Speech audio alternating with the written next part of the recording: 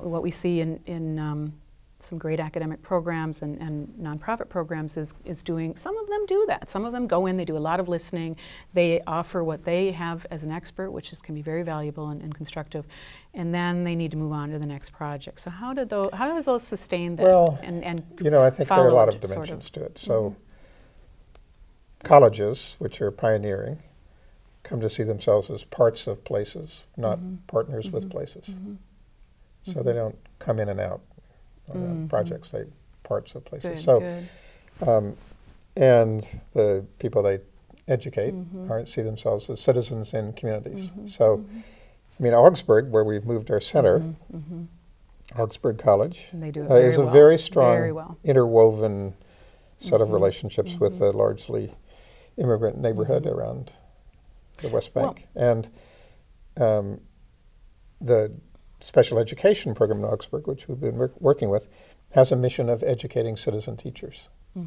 So, and they really, I mean, all 27 students in special education see themselves as budding citizen teachers. And they also see themselves as changing the field of special education. So, special education is, you know, the kids are stigmatized and segregated usually, labeled. And sometimes these kids have some real, I believe every person's got real gifts. And sometimes well, they just don't fit into normal school. Gifts. Yeah. And so we had an initial partnership with Fridley Middle School. Michael Rissy and Alyssa Blood, the two teachers who had been through the Augsburg program, they really wanted to do a different kind of thing. So we have this youth empowerment initiative, public achievement, which you know about. And so they adapted public achievement to their whole curriculum. So the whole culture of Fridley special education changed really significantly. So kids had a lot of role in initiating and learning public skills and learning confidence and leadership. And these kids who were marginalized and segregated became community leaders around issues and they like developed an initiative like and bullying and healthy eating and cruelty to animals. And they changed their culture in their school. They actually were able to make some changes. And, right? and people in the general school say the school is much more connected to the community. Right. So I would say that's an example. So that's a great example, and I'll go back to Augsburg too, because one of the things you mentioned that, you know, experts or scholars or civic engagement leaders might go into a community and learn, and the good news is that academics stay in the community. What I see Augsburg do, which I think is novel, is that they don't only go out, they invite the community in. So the community has used, and I know that other institutions do this, but there's more of an interweaving going on there. It's more part of the community. It's more part of the community, so that the community is coming in. And in this, again, I go back to, forgive me for beating up on some of the places that you go to talk, and this is, of course, you need to, and we need all of that. But this is what I don't always see in a lot of that. Or you certainly don't. Government, citizens might be a part of. They might be brought in as part of a town hall meeting, but they're not sustained in the process. Well, the problem is that in government, civil servants don't see themselves as citizens. We did a project with the Clinton administration looking at the gap between the general lay citizenry and the government, and interviewed hundreds of people in different federal agencies. And it's a consistent message. People said we've lost the civil and civil service. We don't think of ourselves as citizens. We forget that we're part of that same community. Well, there's the socialization process. There's definitions of roles. There's cultures within agencies.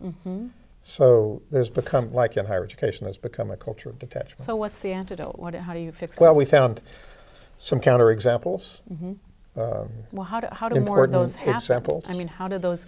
I mean, these are examples. These are inspiration. I would say that but what about practices? I mean, is there not? I mean, does nobody? I mean, I kind of think of Saul Alinsky. I saw a piece that you wrote, and of course, there was a quote of his right at the top, and there was other really amazing quotes and interesting contrasts, because it wasn't just his thinking. It was from very different sectors. But you know, how would Saul Alinsky look at this? And I know that, of course, he did a lot of organizing, but how would I remember there's a notorious, I think it was just an idea he had about going into the symphony, a bunch of activists going into the symphony and sort of being very obnoxious in the symphony to get the rich folks to understand that they were part of the community too. How does that happen more in academia or in government? Well, you know, Alinsky didn't really think about institutional change. So if you're working in institutions, that may not be the best. Right. Well, I mean, my personal is nobody's got the answer, including Saul Alinsky. We have a bunch of, we need to agglomerate of answers. And there's always tension involved in change. I mean, this is not a love-in. But I think we need a movement. And I think we're on the threshold of a movement. I would call it a global movement that will be about putting citizens at the center, so civic agency, citizen empowerment.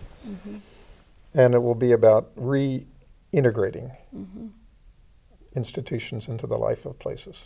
And partly rethinking institutions as themselves communities. So not abstractions, but complicated communities. So Augsburg is an example. Fridley Middle School is an example.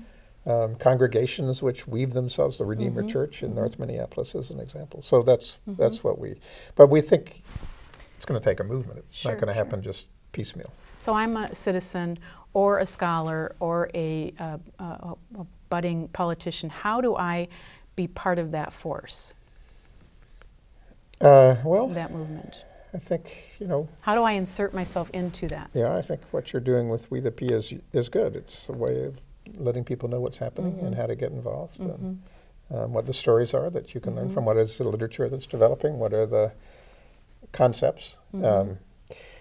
We have a book that's really quite an amazing collection coming out this year called Democracy's Education. Public Work, Citizenship, and the Future of Colleges and Universities, which has all sorts of stories of change. And they're happening.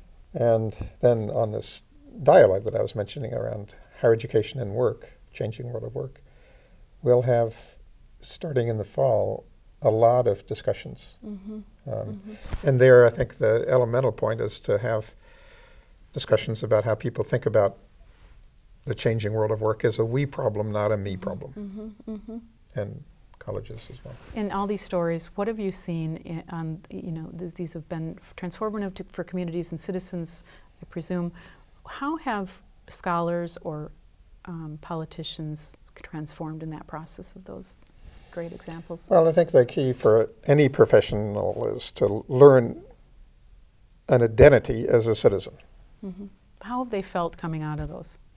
You know, people feel different ways, but again, to tout Mayor Kautz in Burnsville, I think she's a good example of someone who's always been honest that she can't, by herself, solve the problems of Burnsville, that there needs to be a broad citizenry involved in all sorts of public issues. So those are good examples.